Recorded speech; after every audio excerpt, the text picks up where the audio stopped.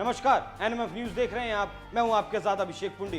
दुनिया में जब भी किसी देश पर मुसीबत आई, सभी देशों ने भारत की तरफ बड़ी उम्मीदों के साथ देखा। चाहे वो बात कोरोना के वक्त वैक्सीन की हो या फिर किसी देश को आर्थिक तौर पर मदद की बात हो, सभी देशों ने प्रधानमंत्री नरेंद्र मोदी को ही याद किया। पूरी दुनिया को प्रधानमंत्री नरेंद्र मोदी पर इतना भरोसा है जितना सुदामा को कृष्ण पर था। जैसे कलयुग में हारे का सहारा श्याम है, वैसे ही दूसरे देशों के लिए मुसीबत के वक्त हारे का सहारा प्रधानमंत्री मोदी का नाम है। इसका अंदाजा आप इस बात से लगा सकते हैं कि जब पूरे विश्व पर सबसे बड़ी कोरोना की आपदा आई तो सभी देशों ने भारत की तरफ उम्मीदों से देखा और वैक्सीन के लिए प्रधानमंत्री मोदी से बात की। प्रधानमंत्री ने भी इस भरोसे को कायम रखा। अब एक बार फिर से ऐसा ही एक भरोसा एक ऐसे देश ने दिखाया है जो अभी युद्ध के दौर से गुजर रहा है। जी हां, हम बात कर रहे हैं यूक्रेन की। रूस के साथ जारी युद्ध के बीच यूक्रेन ने भारत की तरफ एक बार फिर से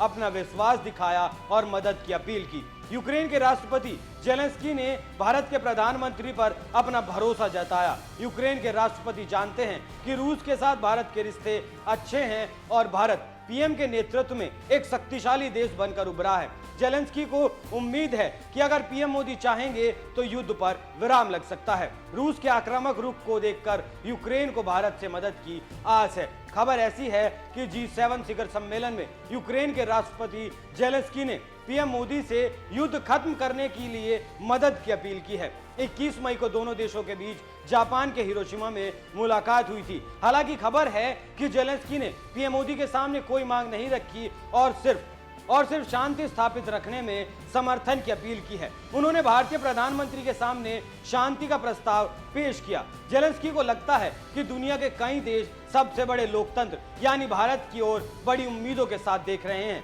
हालांकि भारत सरकार ने अभी से लेकर आधिकारिक तौर पर कुछ नहीं कहा है। फिलहाल यूक्रेन की तरफ से दिए गए प्रस्ताव पर विचार जारी है। पीएम मोदी ने G7 शिखर सम्मेलन के दूसरे दिन 9वें सत्र में यूक्रेन और रूस युद्ध का जिक्र किया। 9वें सत्र में वैश्विक शांति, स्थिरता और समृद्धि के विषय पर चर्चा में रूस यूक्रेन का विषय छाया रहा। पीएम मोदी ने इस पर कहा, हमने जेलेंस्की को सुना, मेरी उनसे मुलाकात भी हुई थी। मैं वर्तमान परिस्थिति को राजनीति अर्थव्यवस्था का मुद्दा नहीं मानता। मेरा मानना है कि मानवता का मुद्दा है, मानवीय मूल्यों का मुद्दा है। हमने शुरू से कहा है कि संवाद और कूटनीति ही एकमात्र रास्ता है और इस परिस्थिति के समाधान के लिए भारत से कुछ भी बन पड़ेगा, हम यथासंभव प्रयास करेंगे।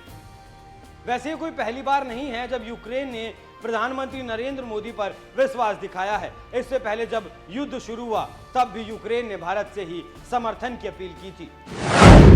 पहले भी यूक्रेन ने भारत से मांगी है मदद।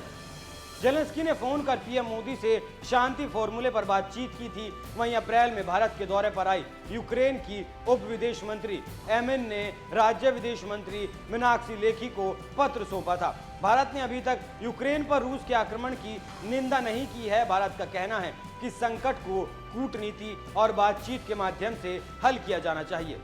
यूक्रेन के राष्ट्रपति ने माना है कि सबसे बड़े लोकतंत्र की मदद से इस युद्ध पर विराम लग सकता है और इसका नेतृत्व प्रधानमंत्री मोदी कर सकते हैं। प्रधानमंत्री की ताकत को पूरी दुनिया मान रही है। पूरे विश्व ने पीएम का लोहा माना है और शायद यही कारण है कि ऑस्ट्रेलिया से लेकर हर देश में पीएम मोदी का जलवा बरकरार है।